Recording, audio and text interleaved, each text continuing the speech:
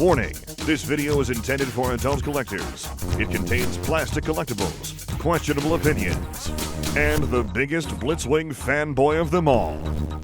Do not panic. This is just a random review.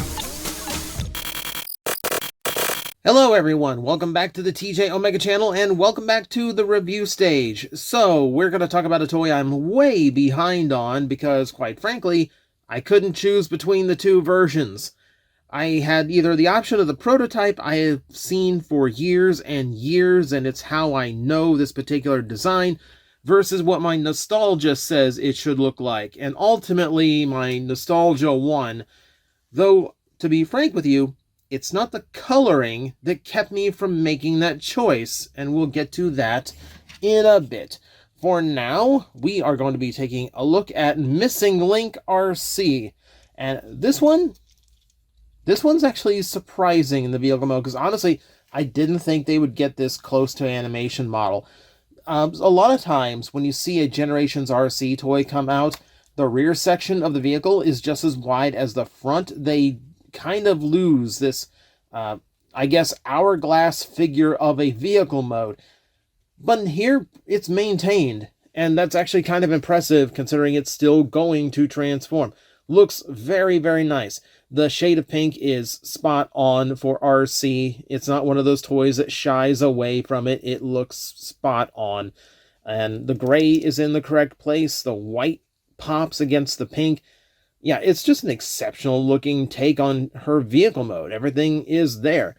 I do like the translucent windscreen. I like that it's the only translucent on the entire toy. Having the seats exposed, that's actually pretty good, though they didn't mold them all the way through or detail them heavily, so that's basically what they would have looked like in 1986.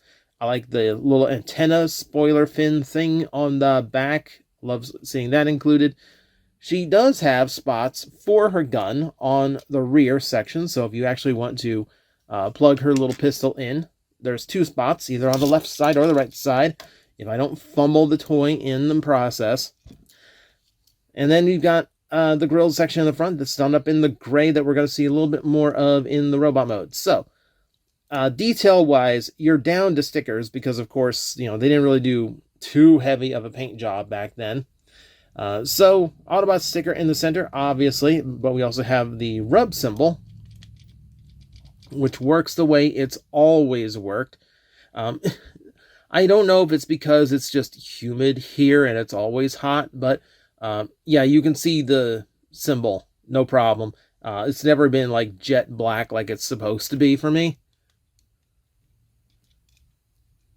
Yes, weirdly enough, rubbing it actually made it darker than it normally is. But point still, I mean, it's nice to see an old school rub symbol.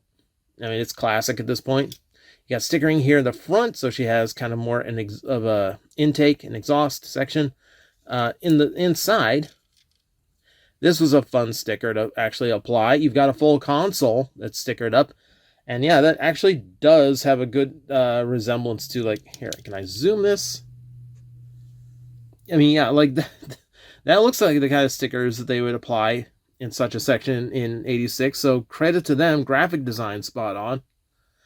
Okay, now, if we get into some of the other things, like if I go on to the underside here, we can see how this toy is going to transform. Transformation is going to be a particular interest to me. But I will also say we have these thin pinwheels.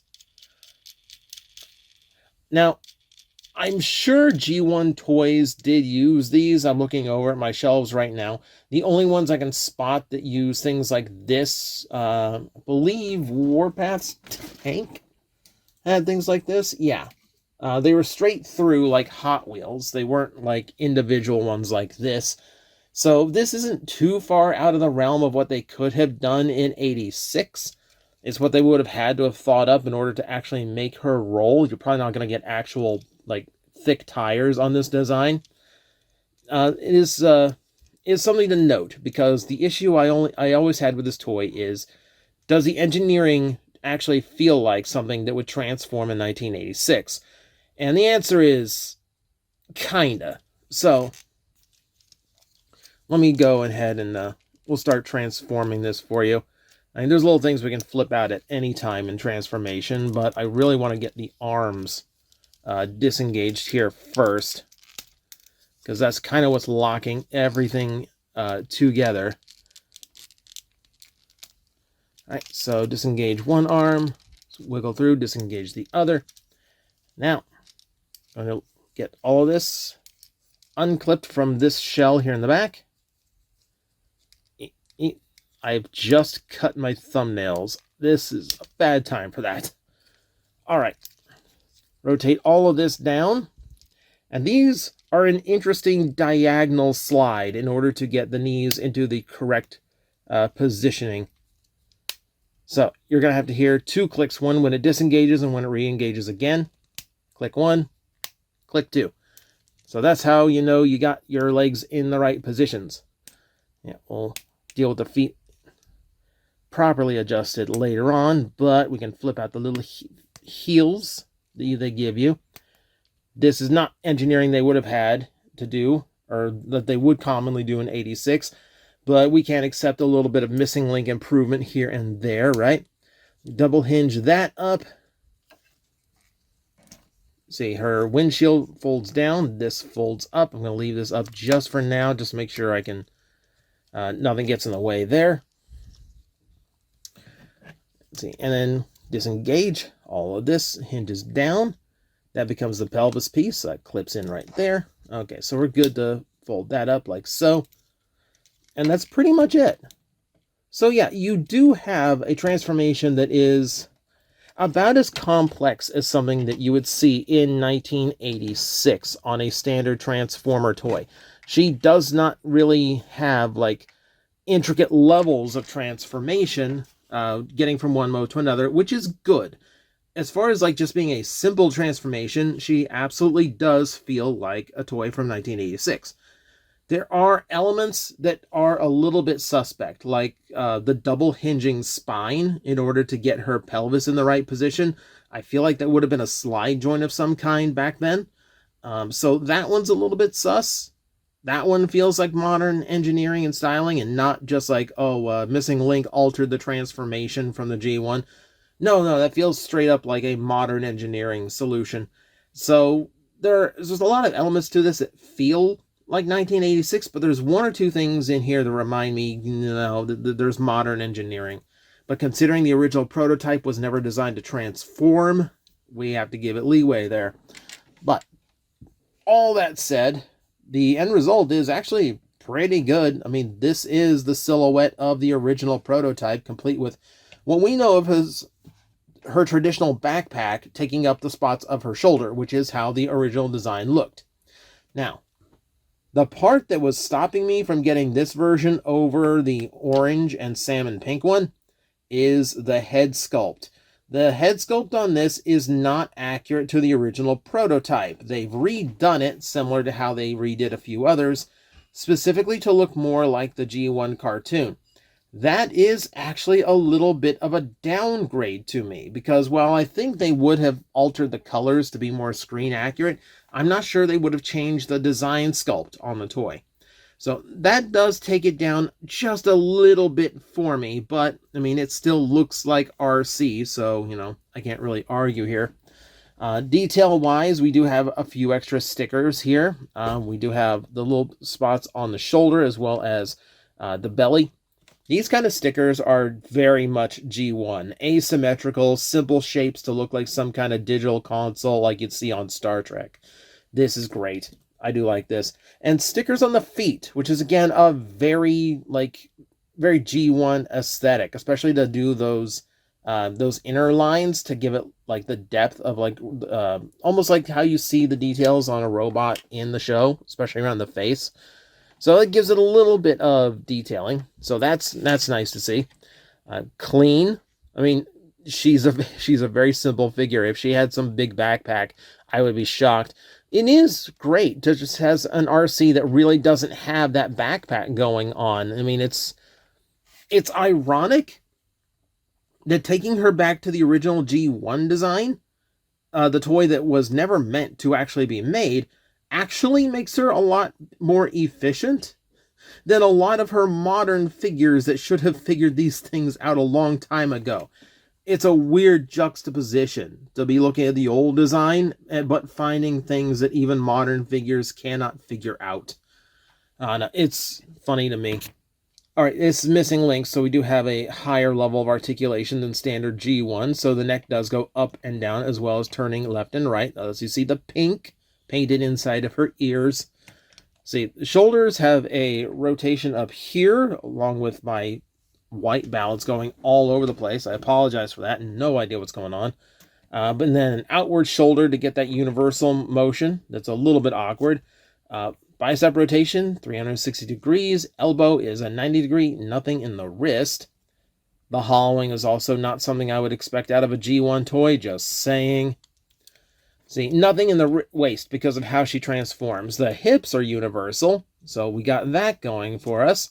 Nice to see. There's also a swivel up there. It's not fully 360, but it's enough to get the job done.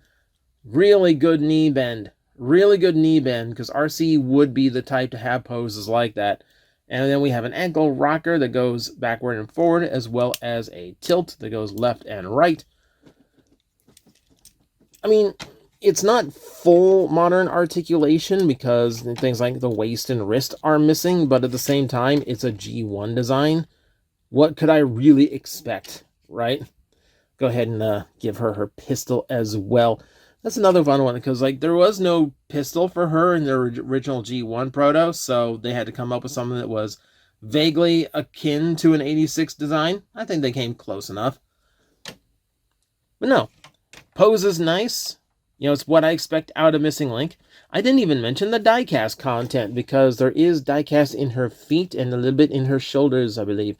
Yeah, so there's a little bit of metal content there too, just so she does have some weight like the original toys did, which is again a nice little touch, adds to the vintage feel of it.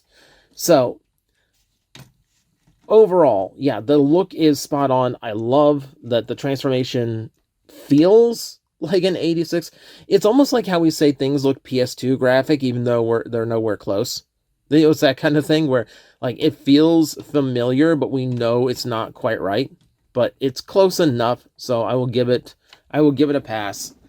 And then what's really important is, does it feel like she fits in? So like if I put her straight-legged like that, or as much as I can, this kind of bow-legged, wide-hipped look, that is classic, that is the original prototype shape. But if I put her like that and put her stiff-legged and armed, the way she was supposed to look as a G1 toy, we can start bringing cast members in. You can tell that's my original cup, because I scratched up the windshield as a kid and tried to paint it back over. Here's my OG Hot Rod as well. Actually, no, I tore that one up. We'll throw Springer in here as well, just so you have like as much variety of design as possible. And I forgot to grab Blur, so imagine Blur is right here. But no, she actually does feel like she fits in, which is the entire point of Missing Link. It is called Missing Link for that specific reason. So it's nice to see that she does fit in, because it's a big gap in anyone's G1 collection and has been for a very, very long time. It is great to see that Takara actually put out something that fills the gap but still presents something completely fresh and new. Overall, just fantastic job. Like a few little qualms in how the transformation is engineered, but nothing, like I'm nitpicking and I'm just being fuddy-duddy about it, or however you want to describe it. Just saying that aside, it's a fun toy. It's a great take on the original prototype design, and I'm very, very happy to have it in the collection, even if my brain still says, but it's not the original colors. But that's going to do it for me today. So thank you everyone for watching. Always appreciate it. And as always, I will see you next time. Hello everyone, I am Astral Agent Magnetar, a Tokusatsu VTuber, and I am streaming 4 times a week over on Twitch, Monday, Tuesday, and Wednesday afternoons, and a special late night one on late Friday/early Saturday. So come watch, come hang out, and let's make an impact together.